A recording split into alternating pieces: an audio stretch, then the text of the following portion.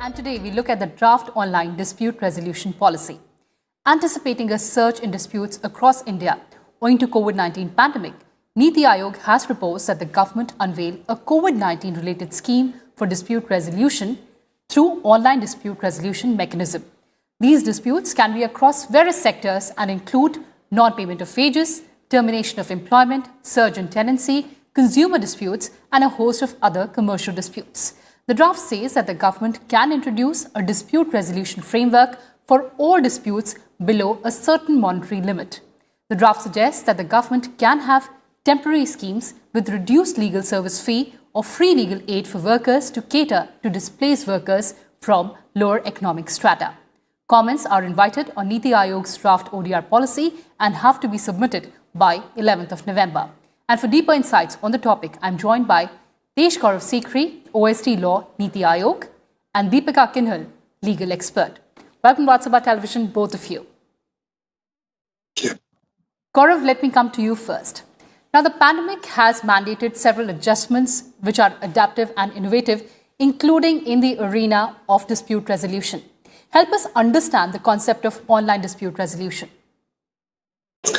So, as you rightly said, and first of all, thank you for having me on your show. I think the pandemic has led to several responses which we couldn't have earlier foreseen. And one of the primary aspects is justice delivery. So what we feel is that the interplay of technology and using certain technological mechanisms to help dispute resolution could greatly take the burden off the courts, especially during the pandemic period, but even as a longer term policy. And with that in mind, with all the advances that we are seeing on an innovation basis, as well as the complete openness of the judiciary to use technology to its fullest, this is the right time for something like online dispute resolution. This is the right time for online dispute resolution, but Deepika, help us understand, how does this system work? What is the process of online case management?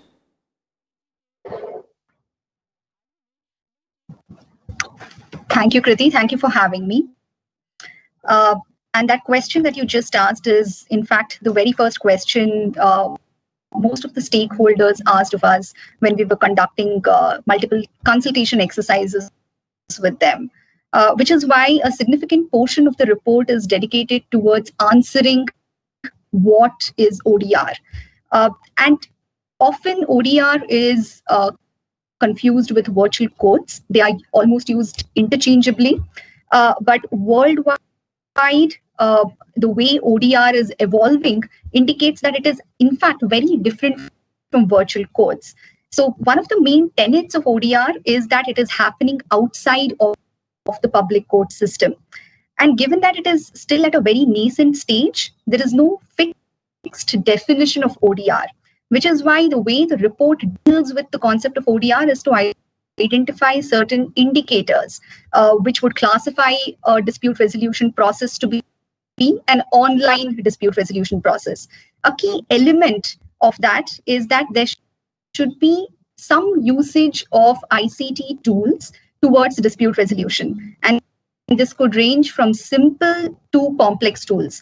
And from simple, we mean any form of audio-visual tools, and complex, we mean any form of, say, smart negotiation tools or automated dispute resolution mechanisms. So the spectrum is very wide. However, there needs to be a significant usage of technology geared towards enabling dispute resolution. And the second component is that it is happening outside of the court system. Now, with ODR, as the report would also indicate, the first phase is EADR, which is electronic alternative dispute resolution mechanisms, such as negotiation, mediation, and arbitration. However, ODR, given that it is still evolving, it can be much more. And as I said, that it could be any form of artificial intelligence or machine learning tool integration into the dispute resolution process. Right. In fact, I remember that Parliamentary Committee on Law and Justice had recommended the continuation of virtual courts even beyond the pandemic period. And now we understand that there is a difference between virtual courts and also ODR.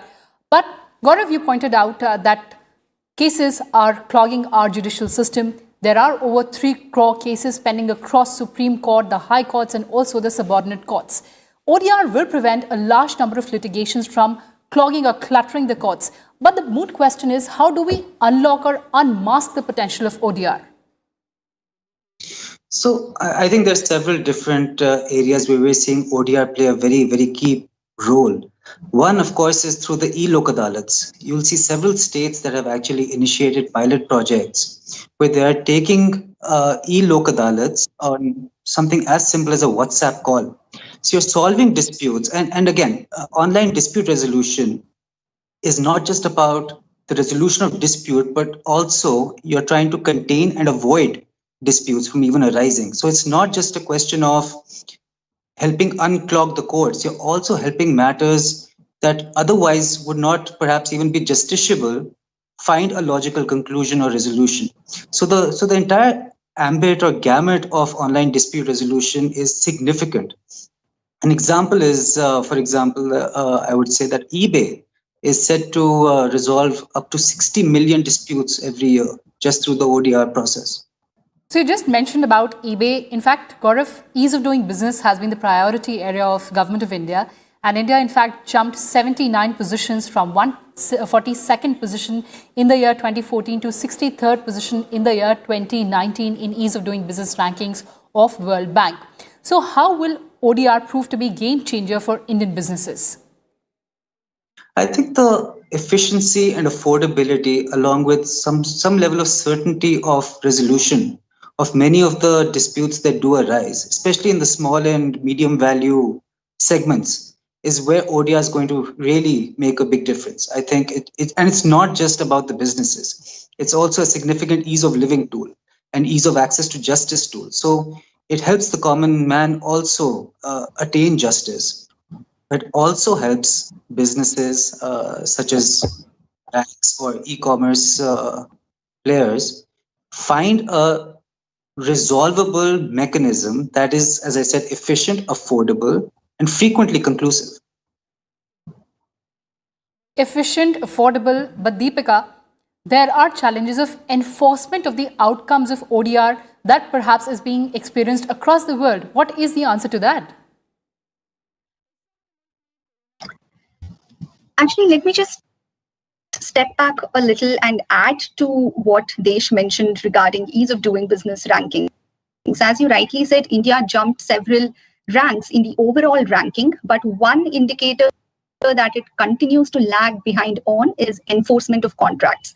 There, India ranks 163rd, and there is no improvement in sight because, as you rightly said, the courts are clogged, which is why there is a need to think of an alternative system which is accessible, affordable, and that people can actually use to resolve disputes at their convenience, as opposed to going to courts and filing a case and getting stuck in the rut of the system.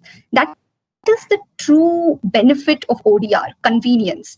Now, if a party, if two parties do go through the ODR process and they have an outcome, and if we are now talking about the ADR mechanisms, then it would be an award or an agreement.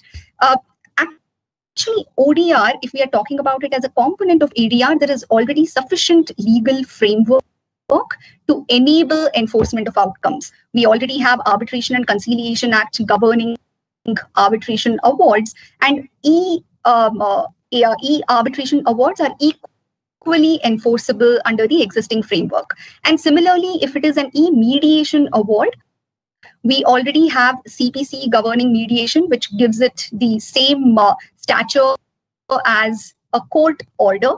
And now we also have the Singapore Convention, which talks about international mediation awards, to which India is a signatory, which also makes international e-mediation awards easily enforceable in India. So to that extent, I don't think there is a huge gap in the law and policy framework to enable enforcement of ODR outcomes. However, there is still some lack of trust in public mind as to whether ODR outcomes can actually be easily enforceable, because ultimately they don't want to go through the entire process and then go to court to be able to enforce those outcomes. So to that, what the report suggests is that the judiciary and the government undertake confidence building measures to build trust in ODR processes as well as outcomes. So I think legally speaking, we are good to enable enforceability of outcomes, but what needs to be taken care of is the mindset barrier that continues to exist. So you're talking about the legal barriers that we have to take care of, but also when we talk about technology percolation, there is need for increased access to digital infrastructure, including increased digital literacy across genders, geographies, and age groups. So do you think we can introduce some kind of awareness campaign for ODR? Absolutely.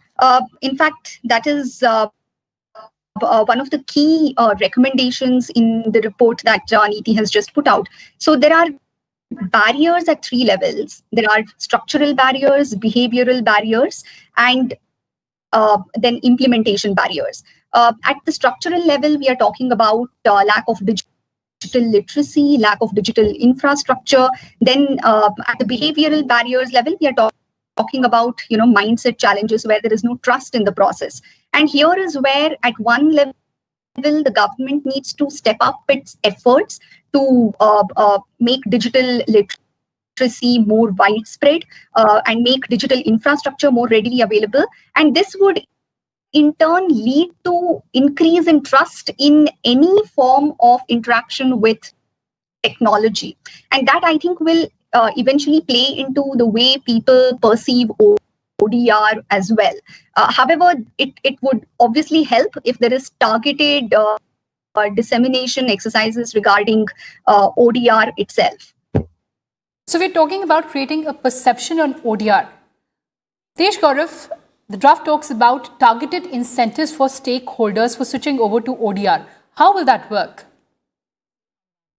So again, it's a collaborative exercise. I think we're working very closely with the entire ecosystem of stakeholders to devise how exactly, like Deepika had said, if you have the mindset change and you have an environment which is conducive to ODR, I think it's going to be a dynamic process where we're going to have to see what benefits the people who need it the most, right? So I think that we're going to continue to evolve what these incentives are. And as the situation sorts itself out, I think we'll have some more clear directives. And again, this is an ongoing process. I think this is just the start. The report will just be the start. This is going to be something, and it's extremely encouraging to note that all the representatives or the representative departments and ministries in the committee, some of the initiatives that they're doing are absolutely extremely proactive, progressive, and it's almost as if they are ready to do a plug and play for ODR and bring systemic change to each of the areas where they impact the most. So Gaurav is talking about that there is enthusiasm among the government departments, but we'll slip into a short break, and when we come back, we look at the government litigation and what could be the future in adopting ODR platform. Stay tuned.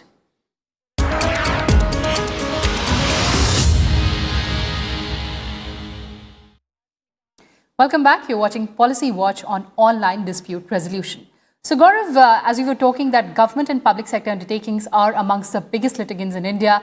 Government departments are a party to around 46% of court cases. What's the way ahead for switching over to ODR platform?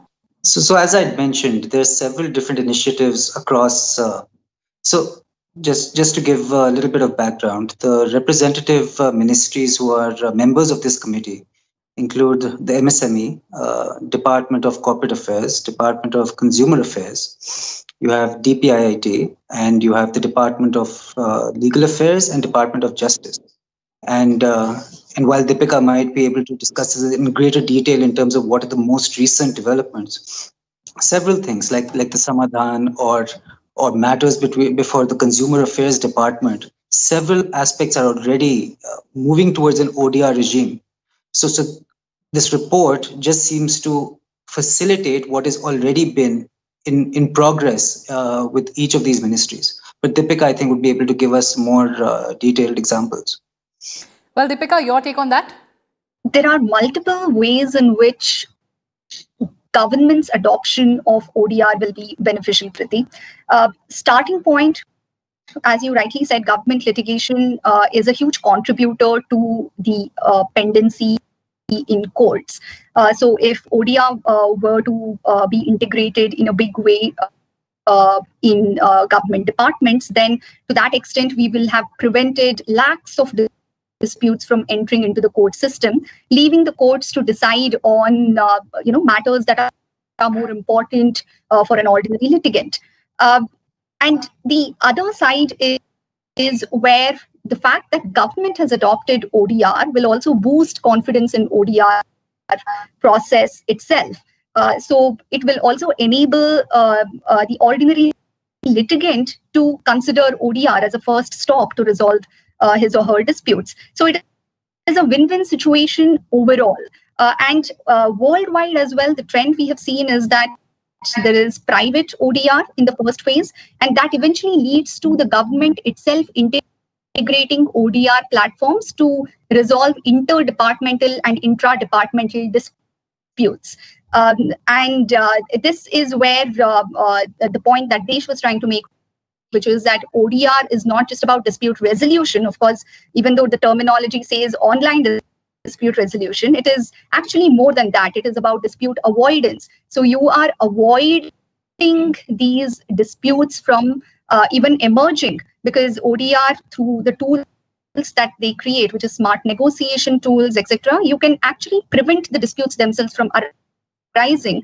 And that is the stance that the government needs to take, that it will prevent government litigation from arising. And even if it arises, even if a dispute arises, it will get resolved through ODR rather than in a court of law. So ODR that way has multiple benefits if we are talking about government litigation. Multiple benefits, but one of the major challenges that we're seeing is that of privacy and confidentiality. That is a concern worldwide. So how do we set up a robust system? Those are the first few concerns that any potential user of ODR identifies. Will my data be confidential? And how will ODR platforms guarantee privacy? And this becomes more important when we are talking about first phase of ODR, which we have identified to be EADR, Alternative Dispute Resolution Mechanisms. The crux of it is confidentiality. So through technology as it is, there is a lot of concerns even otherwise regarding data protection and management. And that becomes all the more important when you're talking about a dispute resolution framework, because at the end of the day, you're talking about very confidential and sensitive matters being discussed while resolving disputes.